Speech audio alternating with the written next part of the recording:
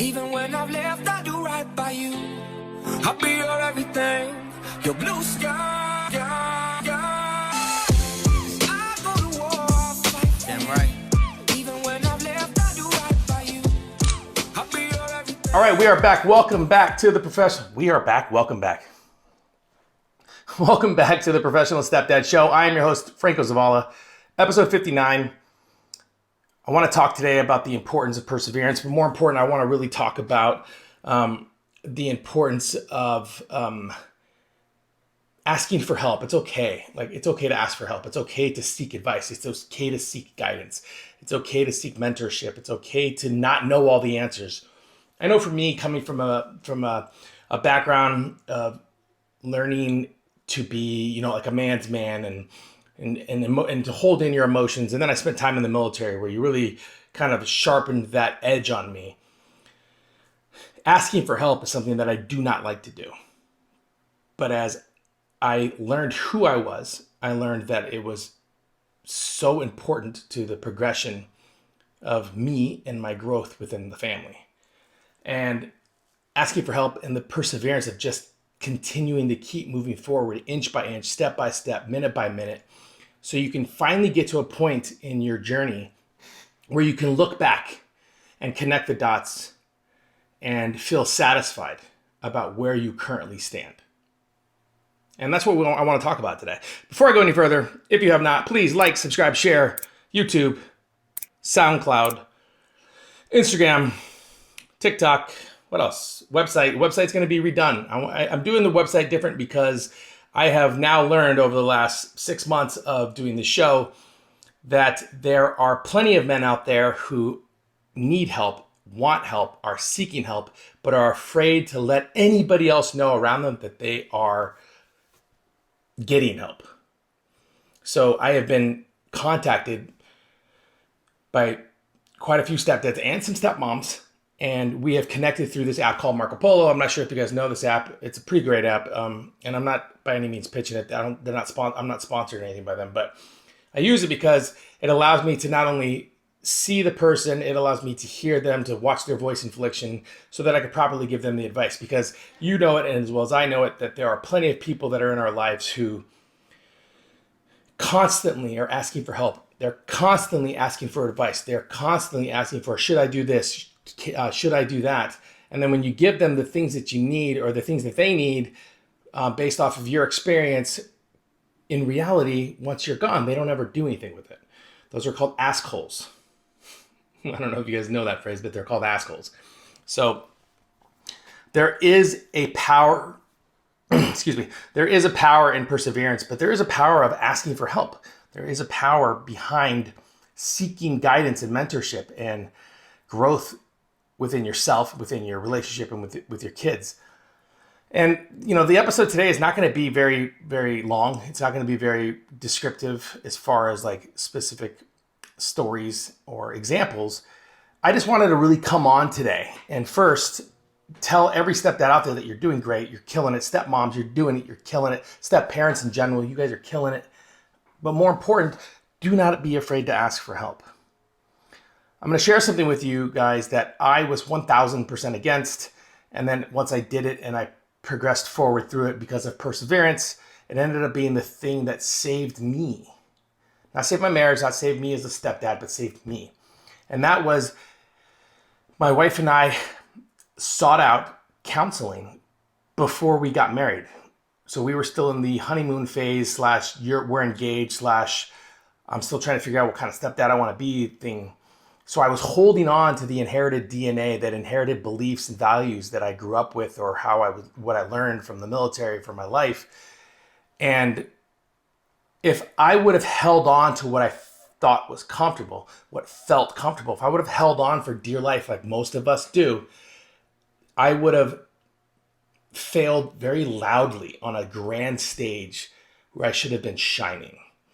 So when we sought out counseling so we could have a middleman, a person to not only talk us through certain things that we felt that we were uncomfortable to talk to each other about, but coming to terms with who we were as a person, as a man, as a woman, as a partnership, as a team, as a married couple, And we learned a lot about one another.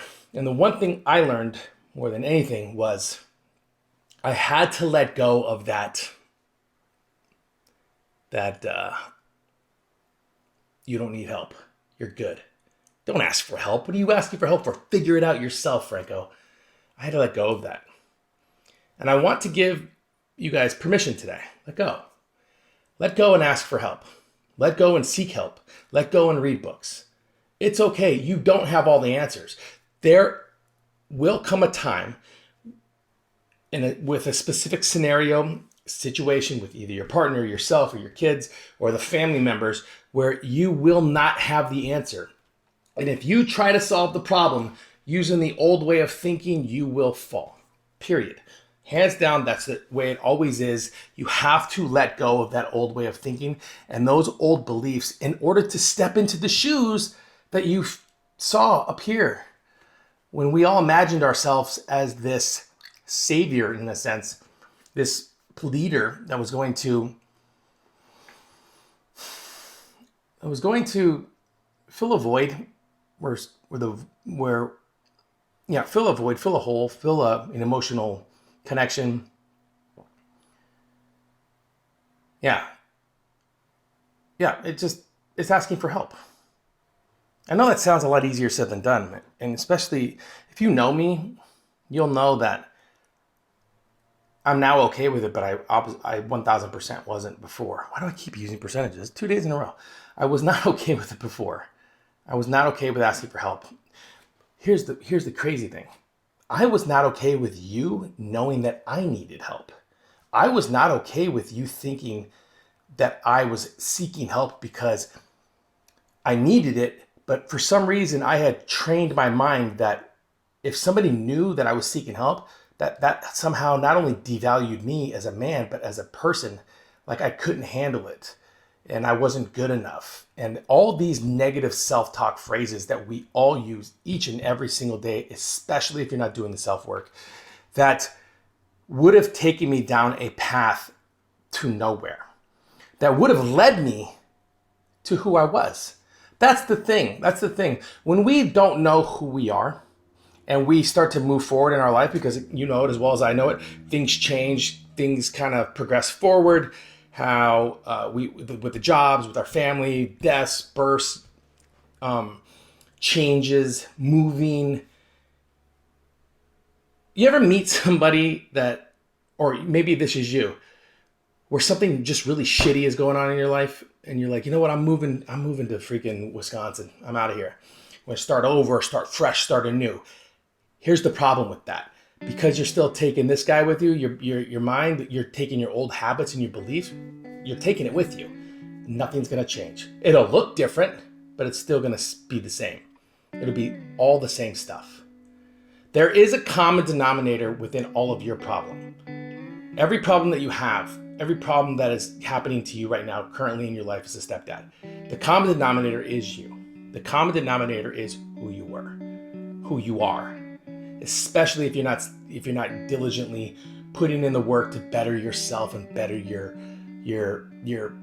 future, because you're changing your way of thinking, you're changing your values, you're changing your standards, you're changing your routines, and then you're doing it in a way where your spouse and your kids can now see what you're doing and they learn from it.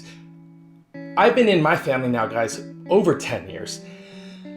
I've been doing this self-work and self-training for longer than that. My son is going to be 12 this year. I came into my son's life when he was 6 months old. I tell you this because it took until yesterday for my son to repeat back to me in his own way things that he now sees about people who are willing to settle for less, or that are unwilling to do the work in order to get better. He brought it up to me. He pointed it out to me with people in his life, and he's 11. And it made me smile because in that moment I realized that all the times where I didn't think he was listening, or all the times where I didn't think he was watching, he was soaking it in, and it just takes time to release. It's patience. It's that patience to be it's the patience that you have to have as a stepdad. You have to have it. If you don't have patience, you're done. If you don't have patience, you're done. If you think it's going to happen overnight, you're done. But if you're not asking for help, if you're not seeking help, if you're not seeking guidance and mentorship and other people that can speak your language, meaning that are coming from your scenario or that can relate to your scenario, if you're not speaking it, if you're not asking for it, you are going to literally implode with negativity, because the old way of thinking and the old way of doing will still be with both hands on the steering wheel. Now, mind you, you might be like, no, you have these visions and these ideas and these dreams and these goals. Like, I want to get out, but you can't. You can't, because the old you is still in control. The only way for that to change is for you to make the mental decision today to change, to be different. And then making your peace, please, making your peace with patience. So ask for help, ask for guidance. Be patient with the persistence of being better. And it happens. Like I said before, my son yesterday, it released. It was awesome. It's awesome to see it. And it doesn't work. It doesn't take that long for everyone in your family. It doesn't take that long for everyone in your circle of influence, but it eventually happens. But more important is that if you are not aware of it, then it'll pass you by, and it'll go by like it's just a random conversation. So make sure that you focus on your awareness. And that's really how I wanted to come to you today, guys, because like I said before, there are plenty of step parents, and I say that because step moms and dads, who have been reaching out to me through Marco Polo, asking me for advice or asking me for guidance. And mind you, I don't go back and forth with them 15 different videos on Marco Polo. I just don't. I don't go back and forth. You tell me what's going on, I'll tell you how to fix it. Chances are 90% of the advice that I'm going to give you is going to be, you gotta stop complaining so much, and you gotta change you. It's your fault. Everything that's happening is your fault. And then 10% of like some ideas, some books, some videos, some places to go, people to talk to, you name it. The funny thing is that most of the information that I give has nothing to do with step parenting. Nothing. I don't refer them to a website or a book or a booklet or a workbook. I don't refer them to any of that. I refer them to things that are going to change themselves, to help them better themselves. And step one is letting go of who you were in order to step into the shoes of who you want to be. It's big. Ask for help. So that's what's going on with the Marco Polo, is I give them the information, and they can choose to do with the information that I give them. They can choose to either change or not. It's not up to me. So anyway, you guys, thank you very much. Episode 59, The Professional Stepdad Show. Again, if you have not, please like, subscribe, share, YouTube, Spotify soon, SoundCloud, and social media. Once again, I appreciate and value each and every one of you. Thank you very much for watching. Remember, the bigger the platform for me, and then I can get out to as many stepdads as possible, the better chance that I have of changing the narrative of what it means to be a step parent. Talk to you soon. Your blue sky, I go to war, I'll fight. Damn right. Even when I've left, I do right by you. I'll be your everything. Quiet on the set, please. Thank you, everybody.